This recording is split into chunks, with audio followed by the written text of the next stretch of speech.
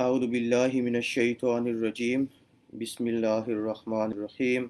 وأتموا الحج والعمرة لله فإن أحصرتم فما استيسر من الهدي ولا تحلقوا رؤوسكم حتى يبلغ الهدي محله فمن كان منكم مريضا أو به أذى من رأسه ففدية من صيام أو صدقة أو نسك فإذا أمنتم فمن تمتع بالعمرة إلى الحج فما استيسر من الهدي فمن لم يجد فصيام ثلاثة أيام في الحج وسبعة إذا رجعتم تلك عشرة كاملة ذلك لمن لم يكن أهله حاضر المسجد الحرام واتقوا الله واعلموا أن الله شديد العقاب الحج أشهر معلومات فمن فرض فيهن الحج فلا رفث ولا فسوق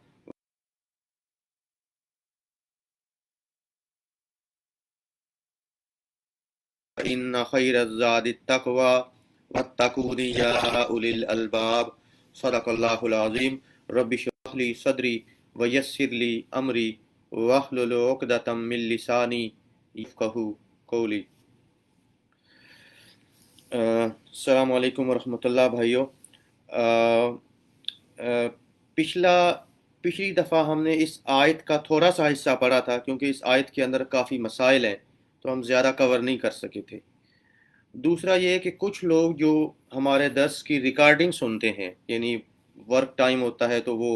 اس کو لائیو اٹینڈ نہیں کر سکتے، انہوں نے یہ فرمایا ہے کہ پچھلی دفعہ جو رہ گیا تھا، کیونکہ پچھلی دفعہ ریکارڈ نہیں ہو سکا، کوئی فیس بک میں مسئلہ آ رہا تھا، تو کہتے ہیں کہ اس کو ریپیٹ کر دیا جائے۔ تو میں نے گزارش کی تھی کہ ہم مکمل تو ریپیٹ نہیں کر سکتے، لیکن کوشش کریں گے کہ اس کو بریفلی ریپیٹ کر دیں جو ہم نے پچھلی دفعہ پڑھا تھا، آپ لوگوں کی اجازت سے۔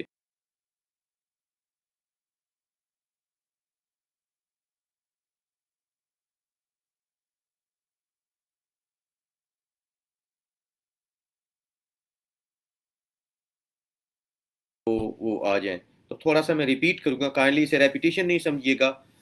بائی مسٹیک، بلکہ یہ سمجھیے گا کہ چونکہ کچھ لوگوں کی یہ خواہش تھی، جو ہمارے ناظرین ہیں خاص طور پہ پاکستان سعودی عرب سے باہر، ان کی یہ گزارش تھی۔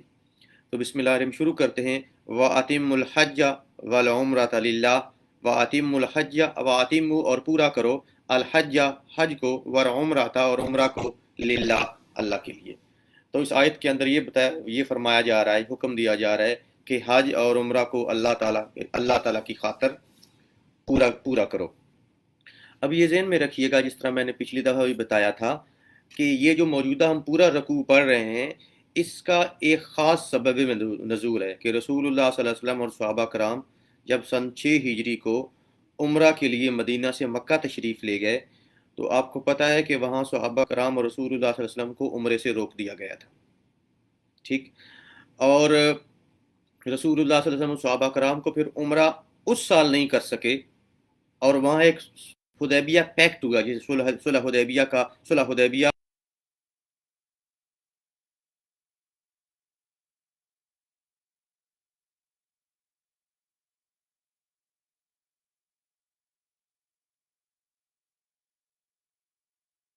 تو ان آیات کا سبب نزول جو ہے یا بیک گراؤنڈ جو پس منظر ہے، وہ صلح حدیبیہ کا وہی معاہدہ ہے اور وہی واقعات ہیں۔ اس لیے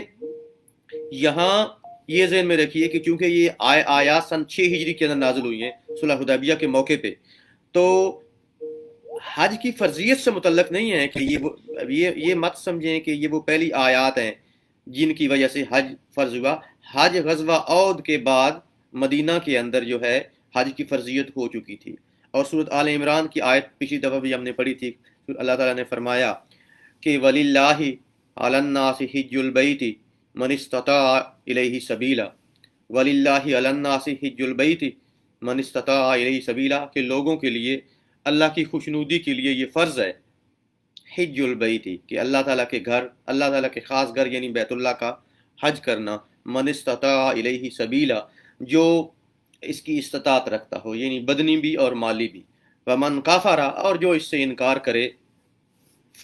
فإن اللہ غنی عن العالمین، تو اللہ تعالیٰ کو کوئی پرواہ نہیں ہے، جو عمل کرتا ہے وہ اپنے لیے کرتا ہے، اور جو اگر وائلیٹ کرتا ہے، عمل نہیں کرتا، نافرمانی کرتا ہے، اس کا وبال بھی اسی کے ذمہ ہے۔ اللہ تعالیٰ کو کسی کی کوئی پرواہ نہیں ہے، کوئی عمل کرے کوئی عمل نہ کرے۔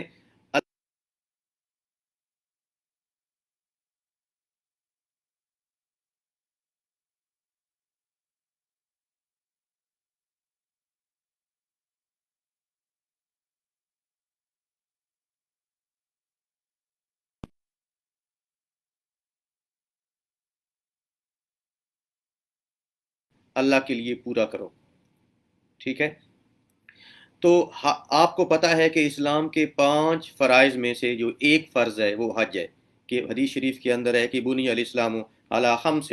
کہ اسلام کی بنیاد 5 چیزوں پہ ہے۔ اللہ الہ، شہادت اللہ الہ الا اللہ و ان محمد رسول اللہ، اس چیز کی شہادت دینا کہ لا الہ الا اللہ محمد رسول اللہ، و اقام الصلاۃ، اور نماز پڑھنا، و اقام وات الزکات، اور زکات دینا، والحج، اور حج ادا کرنا، و صوم رمضان، اور رمضان کے روزے رکھنا۔ اب یہ بنیاد ہیں، یہ بنیادی فریضے ہیں، یہ ارکان ہے 5،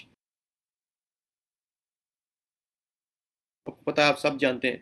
اور لیکن حج کے اندر بھی صاحب استطاعت کے لیے ہے، یہ بھی آپ کو پتہ ہے۔ تو حج تو فرض ہے، تو عمرہ کیا ہے؟ سوال یہ پیدا ہوتا ہے کہ کیا عمرہ واجب ہے، فرض ہے، سنت ہے، کیا ہے؟ تو یاد رکھیے گا، رسول اللہ صلی اللہ علیہ وسلم کی حدیث موجود ہے کہ یہ حدیث جو ہے، یہ حدیث کی باقی کتابوں کے علاوہ، یہ امام ابن کثیر نے اپنی تفسیر کے اندر، اور امام ابن جریر طبری نے بھی اپنی تفسیر کے اندر اس کو دیکھے، عن جابر بن عبداللہ، کہ جابر بن عبداللہ جو ہے رسول اللہ صلی اللہ علیہ وسلم سے روایت کرتے ہیں، انہ سئل عن العمرہ، کہ رسول اللہ صلی اللہ علیہ وسلم سے عمرہ کے بارے میں پوچھا گیا، اواجبۃ ہی، کیا عمرہ واجب ہے؟ فقال، تو آپ صلی اللہ علیہ وسلم نے فرمایا، لا، نہیں، وَإِن تَعْتَمِرُوا خَيْرٌ لَكُمْ، لے گے تم اب عمرہ کرو تو تمہارے لیے بہت بہتر ہے۔ اس سے مطلب ہوا کہ یہ مرفوع حدیث ہے کہ عمرہ واجب نہیں ہے، لیکن اگر کرو تو بہت بہتر ہے، بلکہ اگر رسول اللہ صلی اللہ علیہ وسلم کی حدیث کے موجود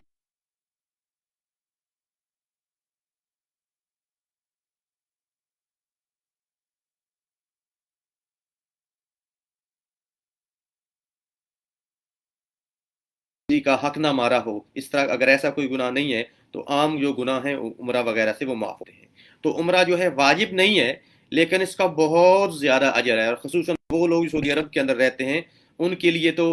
دیکھیے ہم ہر طرف خرچ کرتے ہیں، لیکن اگر ہم ریگولرلی، جب بھی ہماری استطاعت ہو، بدنی استطاعت، مالی استطاعت، پروفیشنلی جب ہمیں جو ہے وہ کر سکیں، آج کل تو فلائٹس بھی آپ کو پتہ ہے ڈائریکٹ ملتی ہیں جو صاحب استطاعت، تو کوشش کریں 40 دن کے بعد ایک آدھ عمرہ کوشش کریں، کیونکہ اس سے اللہ تعالیٰ کے ساتھ وہ جو آپ کا ایک بہت تعلق ہے نا، خاص تعلق، وہ اس سے بنتا بھی ہے اور قائم بھی رہتا ہے، اور یہی تعلق ہے مومن کا اللہ تعالیٰ سے، جس کی وجہ سے جو ہے مومن کہلاتا ہے، یا اس کے ایمان کے جو ہے اس کے اندر اللہ تعالیٰ اضافہ فرماتے رہتے ہیں۔ تو مطلب ہوا کہ وَأَتِمُّوا الْحَجَّ وَالْعُمْرَةَ لِلَّهِ، اس کا مفہوم یہ ہوگا یہاں احادیث اور قرآن مجید کی روشنی کے اندر، کہ حج اور عمرہ کو اللہ تعالیٰ کے لیے پورا کرو۔ یہ نہیں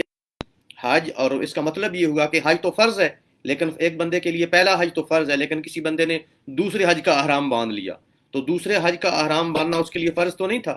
دوسرا حج کرنا صرف اس کے لیے جو ہے وہ ایک مسنون عمل ہو سکتا ہے، عمرہ ویسے ہی سنت ہے۔ تو مطلب یہ ہوا کہ اگر تم حج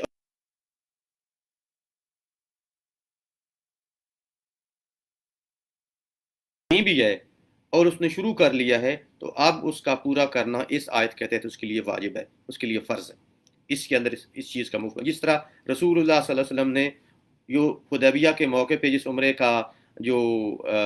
احرام باندھا تھا، رسول اللہ صلی اللہ علیہ وسلم نے اگلے سال اس عمرہ کو مکمل کیا تھا، ٹھیک ہے؟ اسی تو اس کے اوپر رسول اللہ صلی اللہ علیہ وسلم کا عمل بھی آ گیا کہ حج اور عمرہ اگر کسی اب کسی وجہ سے اگر وہ پورا نہیں کر سکے، تو ان کے لیے اس کا پورا کرنا جو ہے وہ اس کے لیے واجب ہے۔ اسی بنیاد پہ فقہا نے یہ بھی کہا ہے کہ جتنی بھی نفلی عبادتیں ہیں، یہ تو ایک نفلی عبادت ہوگی، فرض کریں عمرہ نفلی عبادت ہے، لیکن شروع کر لیا تو پورا کرنا واجب ہے، ٹھیک ہے؟ اس لیے باقی جتنی بھی نفلی عبادات ہیں، کسی بندے نے نفلی روزہ رکھا ہے، یا نفلوں کی نیت، عشاء کے بعد آپ 2 نفلوں کی نیت باندھ لیں، آپ نے وطر فرض پڑھ لیے، نفل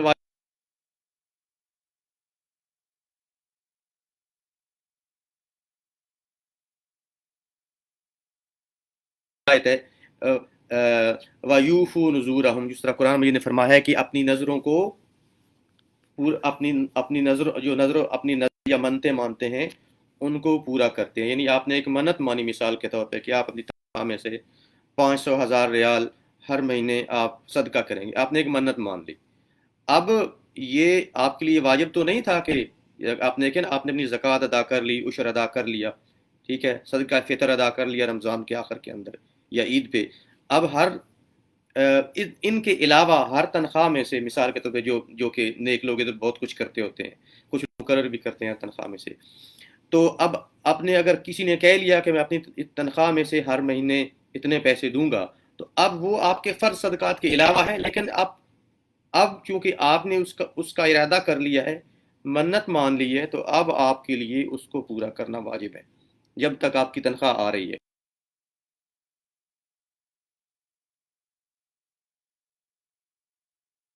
کے اندر ہے کہ آپ کی جو بھی نفلی عبادت ہے جب آپ شروع کریں، کسی وجہ سے اس کو کمپلیٹ نہ کر سکیں تو اس کو دوبارہ پورا کر لیں، کیونکہ نیکی کا کام ہے. اگر آپ اس کو پورا کر لیں گے تو پورا کرنے میں اللہ تعالیٰ کی طرف سے آپ کو کوئی گھاٹا نہیں ہے. اللہ تعالیٰ جو ہے آپ کو پتہ ہے، اللہ تعالیٰ تو ایسی ذات ہے جو کہ آپ کو ایک کے بدلے میں کم از کم 700 تک دیتے ہیں، اور 700 تو یہ کم از کم ہے. اللہ پتہ نہیں کتنے دے گا. آپ اللہ تعالیٰ کی جو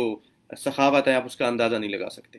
تو یہ ہے کہ وَأَتِمُّوا الْحَجَّ وَالْعُمْرَةَ لِلَّهِ، کہ حج اور عمرے کو اللہ تعالیٰ کے لیے پورا کرو. فَإِنْ أُحْصِرْتُمْ، اگر فا تو ان، اگر احصرتم، حصر کہتے ہیں کسی کو چیز کو روک لینا، یا اس طرح آپ کہتے ہیں کہ حصار، آپ یہ لفظ استعمال ہوتا ہے اردو کے اندر، فلاں نے فلاں کے گرد حصار بنا لیا، گھیرا بنا لیا، ٹھیک ہے، تو یہ حصر سے نکلا. فَإِنْ أُحْصِرْتُمْ،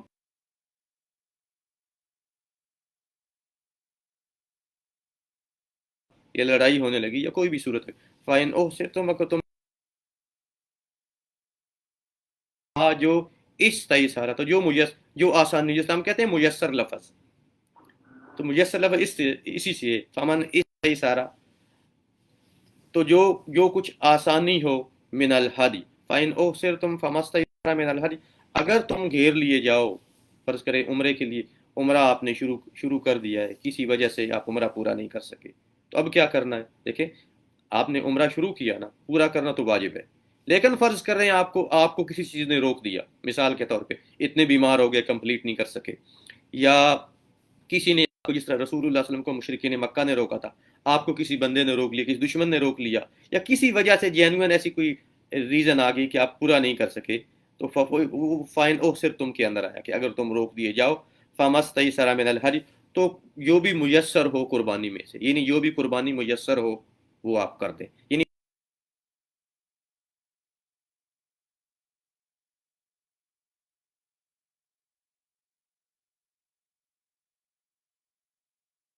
سے آپ حج کران کہتے ہیں، یا آپ جو ہے وہ یا حج اور عمرہ جو ہیں وہ ڈیفرنٹ احرام کے اندر ہیں، کہ پہلے آپ میقات کے اوپر عمرے کا احرام باندھیں، مکہ کے اندر جا کے آپ عمرہ کمپلیٹ کریں، اور پھر آپ احرام جو ہے اتار دیں، پھر آپ جو ہے منا میں آپ حج کا احرام باندھیں. یہ حج کی دوسری قسم ہے. تو یعنی آپ ایک احرام سے حج عمرہ کریں، یا دو مختلف احرام باندھ کے حج عمرہ کریں، ٹھیک ہے. ان دونوں صورتوں کے اندر قربانی ہوتی ہے. لیکن کوئی بندہ فرداً حج کرتا ہے، صرف حج کرتا ہے،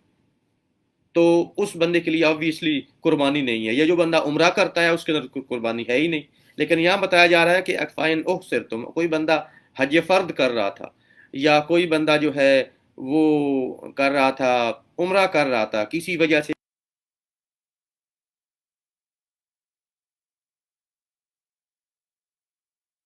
جو کچھ میسر ہو قربانی میں سے، یعنی اس کو قربانی کرنی چاہیے جو بھی میسر ہو.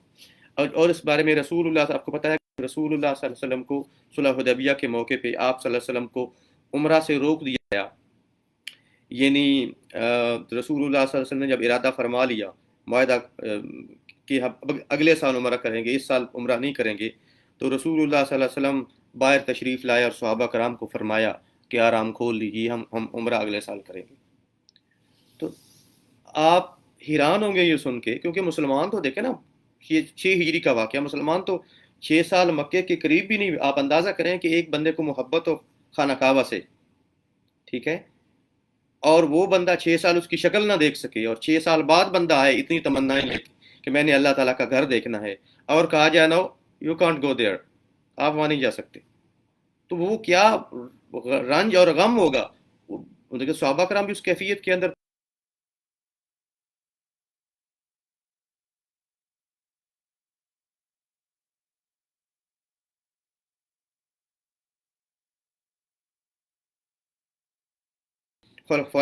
حضرت علی، حضرت ابوبکر، حضرت عمر، حضرت عثمان، حضرت علی اور حضرت طلحہ، حضرت زبیر، یہ صحابہ کرام اس کے اندر موجود تھے۔ جب کسی نے آرام نہیں کھولا تو رسول اللہ صلی اللہ علیہ وسلم پریشان ہوئے،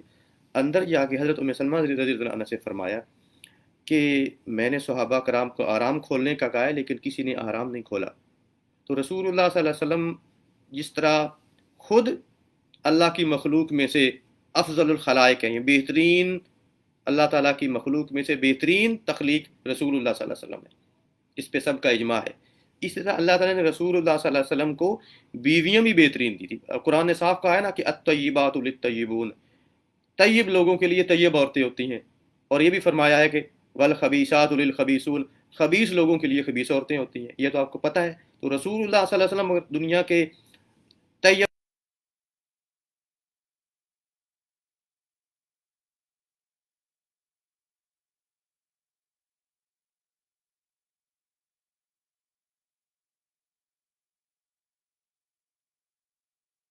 کہ اپنا آرام مبارک کھول دیں، صحابہ کرام بھی کھول دیں گے۔ رسول اللہ صلی اللہ علیہ وسلم دیکھیں یہ عقل کی بات ہے نا، تو کہتے ہیں کہ دنیا کی حدیث ہے نا کہ دنیا ایک متاع ہے، اور دنیا کا جو نصف متاع ہے وہ نیک عورت ہے۔ تو رسول اللہ صلی اللہ علیہ وسلم باہر تشریف لائے، اپنا آرام کھولا تو تمام صحابہ کرام نے فوراً اپنے احرام کھول دیے۔ یعنی صحابہ کرام غالباً یہ سمجھ رہے تھے کہ رسول اللہ وسلم ابھی تو کہہ رہے ہیں آرام کھول دے، شاید 2 منٹ بعد کہیں کہ نہیں آرام رہنے دیں، ہم عمرہ کریں گے، لیکن رسول اللہ نے جب آرام کھولا تو یہ عملی شکل ہو گئی، قولی شکل کی بجائے، تو صحابہ کرام نے اس کے اوپر فوراً عمل کیا۔ اس طرح آپ کو ایک اور واقعہ بتاؤں، جب یہ صلح حدیبیہ لکھا جا رہا تھا، آپ کو بتایا کہ پہلی شرط یہ تھی اس کے اندر کہ مسلمان اس سال عمرہ نہیں کریں گے بلکہ اگلے سال عمرہ کریں گے، اور اس کے اندر جب یہ لکھ رہے تھے سارا معاہدہ، تو حضرت علی کرم اللہ وجہہ نے جب یہ لکھا کہ یہ معاہدہ جو ہے وہ محمد الرسول اللہ اور اہل مکہ کے درمیان ہے، محمد الرسول اللہ لکھا انہوں نے، ظاہر ہے رسول اللہ کے رسول تھے۔ اب مشرکین مکہ کی طرف سے سہیل بن عمر آیا تھا، سہیل بن عمر، تو اس نے رسول اللہ علیہ وسلم سے کہا کہ یہ محمد الرسول اللہ آپ مٹائیے، اگر ہم آپ کو، نعوذ باللہ پہلے کہہ رہا ہوں، اگر یہ سہیل بن عمر کہتا ہے اگر ہم آپ کو اللہ کا رسول مانتے ہوتے ہم آپ کو عمرے سے کیوں روکتے؟ تو آپ معاہدے کے اندر محمد رسول اللہ نہیں لکھ سکتے، آپ اس کو مٹائیے۔ رسول نے کہا ٹھیک ہے ہم اس کو بدل دیتے۔ آپ نے حضرت علی کریم اللہ وجہ سے فرمایا کہ ٹھیک ہے محمد الرسول اللہ کی میں سے رسول اللہ کاٹ دیں اور محمد ابن عبداللہ لکھ دیں، جس طرح وہ سہیل بن عمر نے کہا کہ ہم تو آپ کو محمد ابن عبداللہ سمجھتے ہیں۔ حضرت علی دینا یہ کام آپ کر دیجئے، فرض ہو جاتا ہے نا کرنا۔ رسول نے حضرت علی کو موجود فرمایا کہ اے علی رسول اللہ مٹا دو۔ حضرت مجھے کہتے ہیں کہ میں نہیں مٹاؤں گا۔ اب آپ یاد دیکھیے یہاں سے سوچنے کے 2 طریقے ہیں، ایک سوچنے کا وہ طریقہ ہے جسے میں کہتا ہوں کہ ایک سوچنے کا ایک غلط طریقہ ہے، نیگیٹو اپروچ ہے، معاملات خراب کرنے کی کوشش ہے، دوسرے کے اوپر کیچڑ اچھاڑنا، اسلام کے اندر جو ہے وہ وسوسے اور ڈاؤٹس پیدا کرنا۔ اگر یہاں سے بندہ یہ اصطلاح کرنا چاہے کہ نعوذ باللہ حضرت علی کرم اللہ وجہہ نے رسول اللہ صلی اللہ علیہ وسلم کا فرمان ماننے سے انکار کر دیا، تو بظاہر تو انکار ہی کیا ہے، ٹھیک ہے، لیکن اس طرح کا استدلال جو ہے کہ رسول اللہ صلی اللہ علیہ وسلم جس طرح میں نے کہا کہ افضل الخلائق تھے، کہ ان کو اللہ تعالیٰ نے مخلوقات میں سے سب سے اللہ تعالیٰ کی بہترین تخلیق، اللہ تعالیٰ نے ان کو بیویاں بھی بہترین دی تھیں، اور اللہ تعالیٰ نے ان کو جو ہے وہ اپنے دوست اور اپنے جو تھے نا قریبی لوگ اور اپنے حلیف وہ بھی بہترین دیے تھے. یہ اصول ضروری ہے، یاد رکھیے ہر جگہ. تو رسول اللہ صلی اللہ علیہ وسلم کے قریبی لوگ، اس میں کیسے ہو سکتا ہے کہ ان لوگوں کے اندر کوئی کمی بیشی ہو اس طرح کی؟ تو ہاں، تو اس لیے حضرت علی کا یہ جو انکار ہے، اس کو وہ یہ نہیں کہا جائے گا کہ انہوں نے نعوذ باللہ رسول اللہ علیہ وسلم کی مخالفت کی، بلکہ ان کا مفہوم یہ تھا. یہ مفہوم ہم بیان کرتے ہیں، یاد رکھیے، حدیث کے اندر نہیں لکھا ہوا. یہ مفہوم ہم بیان کرتے ہیں ان کی شان کے مطابق، کہ ان کے کہنے کا مقصد یہ تھا کہ نبی اے محمد یا رسول اللہ صلی اللہ علیہ وسلم، یا علی نے ایک دفعہ رسول اللہ لکھ دیا تو علی مٹا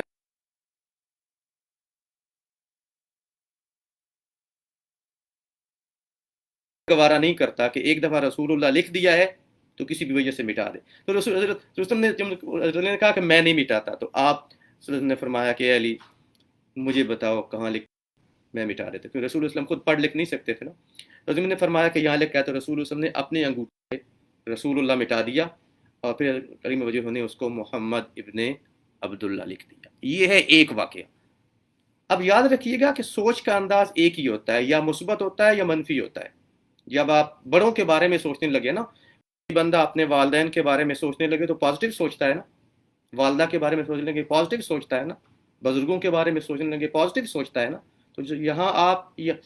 اور ایک ہی سوچ ہوتی ہے. سوچ کا انداز، سوچ کا معیار انسان کی سوچ کا معیار، انسان کا پازیٹیو ہونا، پروگریسو ہونا، انسان کا مثبت ہونا، یہی چیزیں انسان کو ایک جو ہیں اس کو ممتاز کرتی ہیں. اسی طرح کا ایک واقعہ دوسرا بھی ہے. رسول اللہ صلی اللہ علیہ وسلم کی وفات سے 3 دن پہلے رسول اللہ صلی اللہ علیہ وسلم پہ اچانک غشی طاری ہونے لگی. تو آپ نے صحابہ کرام سے فرمایا، صحابہ کرام مسلم کے ارد گرد تھے کافی، اس نے فرمایا کہ قلم اور دوات لا دو، قلم اور کاغذ لا دو، میں تم لوگوں کے لیے کچھ لکھ دوں. اب رسول اللہ صلی اللہ علیہ وسلم نے یہ فرمایا، اور ساتھ ہی رسول اللہ صلی اللہ علیہ وسلم کی جو کہ طبیعت بہت خراب تھی، اور رسول کی طبیعت اور خراب ہونے لگی.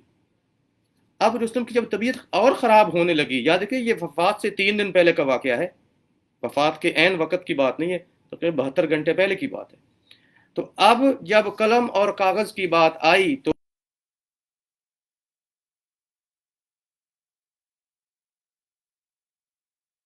صحابہ کرام میں سے کچھ نے کہا کہ رسول اللہ کی طبیعت خراب ہو رہی ہے، تو قلم دوات نہ لائیں. یعنی رسول اللہ اب دیکھیں، وہی میں اپنی تشریح کر رہا ہوں، صحابہ کرام کے جو ہے وہ کردار کے مطابق، ان کی عظمت کے مطابق انہوں نے یہ سوچا ہوگا رسول کو تکلیف نہیں دیتے، تھوڑی دیر میں طبیعت ٹھیک ہوگی تو رسول اللہ صلی اللہ علیہ وسلم دوبارہ کسی کے تو وہم گمان میں نہیں ہو جائے گی تو دوبارہ منگوا لیں گے. اور رسول اللہ یاد رکھیے، رسول اللہ نے اس واقعہ کے بعد 3 دن بعد انتقال فرمایا، اور 3 دن میں رسول اللہ نے کچھ چیزیں لکھوائی بھی اور بتائی بھی. یہ نہیں کہ اس کے بعد کوئی قلم دوات منگوانے پہ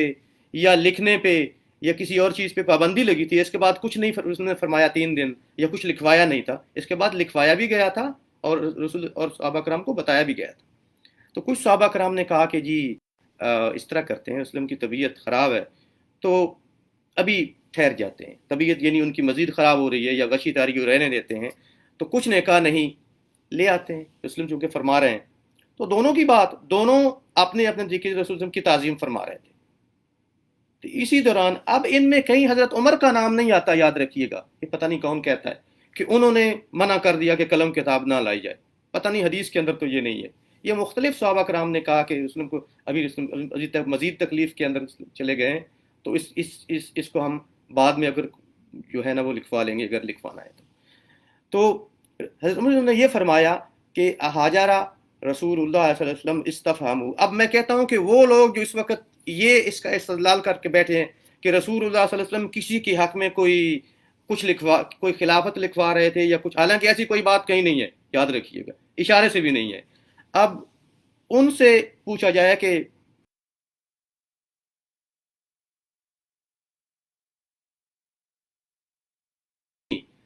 اور یہ جو ابھی رسول اللہ نے قلم دوات اگر منگوایا تھا تو ظاہر ہے کہ اگر کوئی چیز بہت اہم ہوتی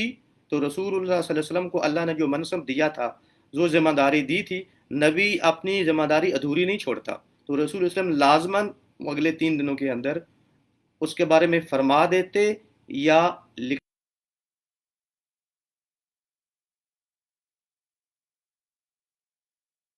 تو حضرت نے فرمایا کہ رسول اللہ صلی اللہ علیہ وسلم سے یہ پوچھیں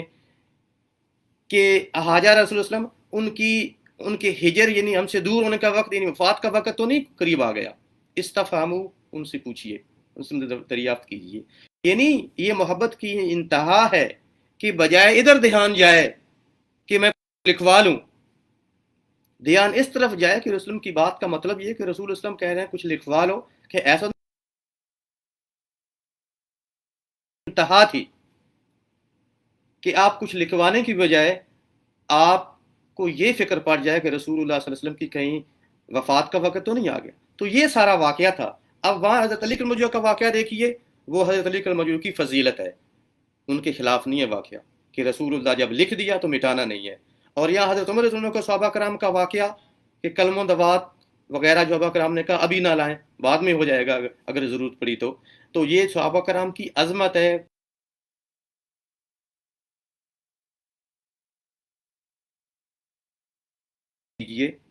پازیٹیو سوچئے، پروگریسو سوچئے، امت کو توڑنے کی کوشش مت کیجیے. پازیٹیو رہیے اور پازیٹیو سوچئے. اور اللہ تعالیٰ جو ہے یہ کیونکہ امت کو پازیٹیو سوچنے کی جتنی ضرورت آج کل ہے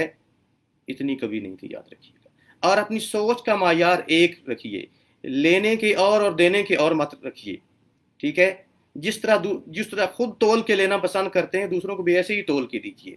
جس طرح کا اپنے لیے پسند، جسے ہم ایمپیتھی کہتے ہیں نا، ایک اصطلاح استعمال ہوتی ہے کہ جیسا دوسروں کے لیے پسند کرتے ہیں، اب جیسا اپنے لیے پسند کرتے ہیں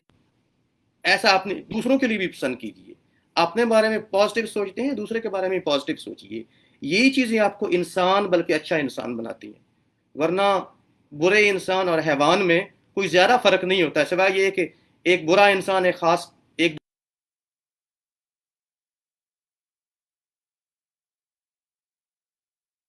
پازیٹیو رہیے پوری زندگی کے اندر اور پازیٹیو سوچیے. تو یہ بتانے کا مقصد یہ تھا کہ فَإِنْ أُحْصِرْتُمْ فَمَسْتَيْسَرَ مِنَ الْهَدْيِ، کہ اگر تم گھیر لیے جاؤ تو جو کوئی قربانی ہو وہ وہی کر دی. صحابہ کرام نے صلح حدیبیہ کے موقع میں وہی قربانی ختم کر دی،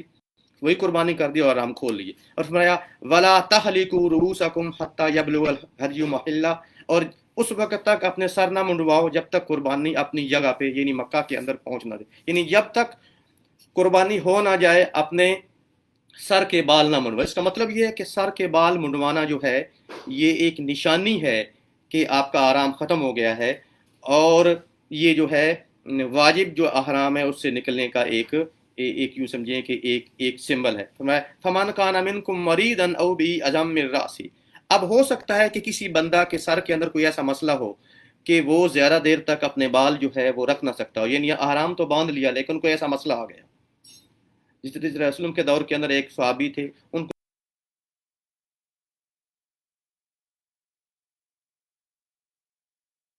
رکھ نہیں سکتے، ان کو منڈوانا پڑے گا. تو اس صورت کے اندر اب آج کل تو آپ کہہ رہے ہیں چلیں ہم حج احرام باندھنے سے پہلے منڈوا لیں گے، لیکن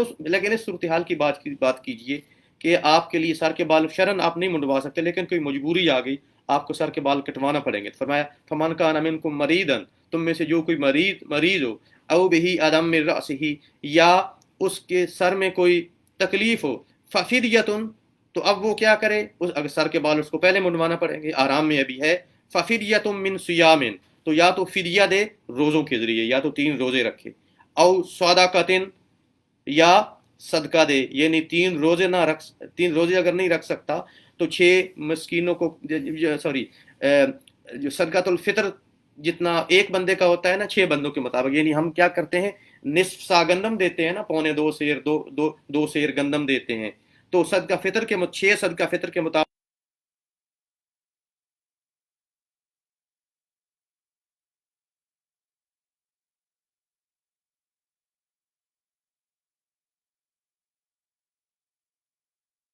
فمن تمتع، تو من تمتع جو کوئی فائدہ اٹھائے، بالعمرات عمرہ کے ساتھ، الی الحج حج کی طرف. فمن تمتع بالعمرات الی الحج، یعنی جو حج کے ساتھ عمرہ بھی کرے، یعنی آپ نے ایک ہی سفر میں حج بھی کیا اور عمرہ بھی کیا، یعنی آپ نے یا تو ایک ہی احرام کے اندر حج عمرہ کر لیا، یا آپ نے دو ڈیفرنٹ احرام کے اندر ایک ہی سفر کے اندر پہلے آپ نے عمرہ کر لیا میقات سے عمرے کا احرام باندھ کے، پھر منا سے آپ نے حج کا احرام باندھا۔ دونوں صورتوں کے اندر یہاں تمتع کا لفظ جو حج تمتع کے لیے نہیں آیا بلکہ عام لفظ،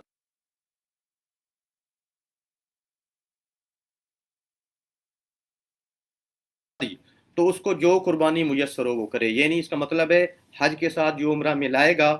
وہ قربانی کرے گا۔ جو بندہ صرف حج کرتا ہے اس کے لیے قربانی نہیں ہے۔ فمن لم یجد، اب ایک بندے کے اوپر قربانی تو ضروری ہے، فمن لم یجد، جو نہ پائے، جس کے اندر قربانی کی استطاعت نہ ہو اور اس کا حج کران یا حج تمتع ہو، ٹھیک ہے، تو وہ کیا، فمن لم یجد، جو کوئی یہ نہ کر سکے، فا تو سیام، تو روزے رکھنے ہیں، ثلاثۃ ایام فی الحج، ایام حج کے اندر 3 روزے رکھنے ہیں، جو کیا ہوتے ہیں 7، 8 اور 9 ذوالحجہ، یا تو اس 3 دن یہاں روزے رکھ لے، ثلاثۃ ایام فی الحج وسبعۃ، اور 7 روزے اذا رجعتم، جب واپس گھر پہنچے، 7 ایام حج کے اندر روزے، اور 3 ایام حج کے اندر روزے، اور 7 روزے بعد کے اندر رکھے۔ اگر قربانی نہیں کر سکتا تو 7، 8، 9 کا روزہ رکھے، یاد رکھیے گا 10، 11، 12 کا روزہ شرن جائز نہیں ہے، 7، 8، 9 کا روزہ وہ رکھ سکتا ہے، ٹھیک ہے۔ اور اگر 7، 8، 9 کا روزہ نہیں رکھ سکا تو اب یہ نہیں کر سکتا کہ گھر جا کے 10 کے 10 رکھ لے، اب ہر صورت کے اندر اسے قربانی کرنی ہے، جب بھی قربانی کے پیسے ہوں وہ اس کو قربانی کرنی پڑے گی پورے، یعنی اگر قربانی نہ کر سکے تو 10 روزے پورے کرنے ہوں گے، اس میں 3 روزے حج کے ایام کے اندر، 7، 8، 9 مثال کے طور پہ، اور 7 روزے گھر پہنچ کے، ٹھیک ہے۔ یہ تو ہو گیا اگر قربانی نہیں کر سکتا تو۔ ذالکا، یہ ہے لمن، اس کے لیے، لم یکن، نہ ہو، اہلہ،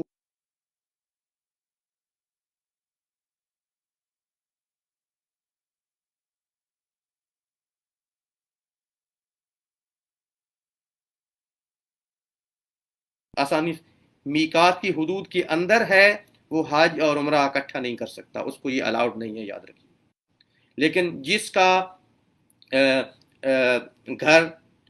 میقات کی حدود کے باہر ہے، اس کو اجازت ہے کہ وہ حج اور عمرہ ایک ہی سفر کے اندر کر سکتا ہے، چاہے ایک احرام کے ساتھ کرے چاہے 2 احرام کے ساتھ کرے۔ اب یاد رکھیے،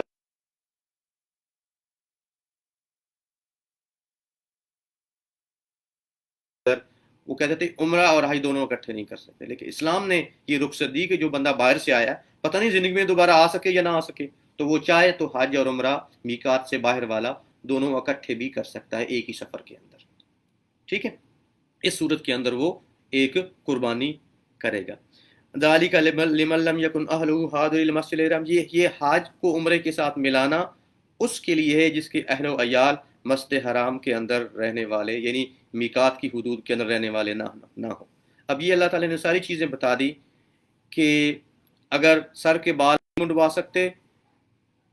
اگر سر کے بال اگر کسی وجہ سے منڈوانے پڑ جہالت حرام کے اندر، تو اس کے بدلے میں آپ 3 روزے رکھو، جیسے 6 صدقہ فطر کے مطابق دو، یا قربانی کرو۔ اور اگر فرض کریں آپ کے اوپر قربانی ضروری ہے حج تمتع یا حج کران کی وجہ سے، یعنی ایک ہی سفر کے اندر حج عمرہ کرنے کی وجہ سے اگر قربانی نہیں کر سکتے تو 3 روزے وہاں رکھ لو، 7 روزے بعد میں آ کے رکھ لو، ٹھیک ہے۔ یہ سارے مسائل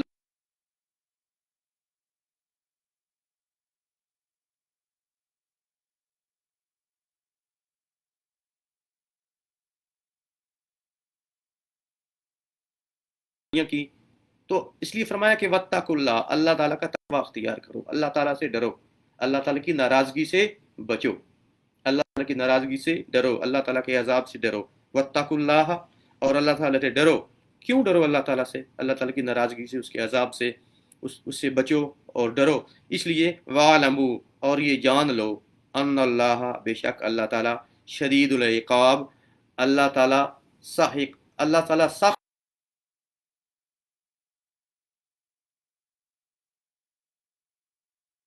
ہے کہ 100 مائیں جتنی محبت کرتی ہیں نا، یعنی ماں کی محبت سے بھی 100 گنا زیادہ،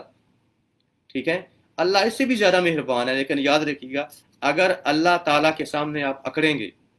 گناہ یہی چیز ہے نا، اللہ تعالیٰ کے سامنے اکڑ جانا، ٹھیک ہے، وَلِمَنْ خَافَ مَقَامَ رَبِّهِ جَنَّتَانِ، قرآن نے کہا ہے جو اپنے رب کے سامنے آگے کھڑا ہونے سے ڈرا، اس کے لیے کی رضا جو ہے وہ اللہ تعالیٰ کی رضا ہے۔ تو ماں کی محبت چونکہ ضرب المثل ہے، اس لیے عام طور پہ جو زیادہ قوی،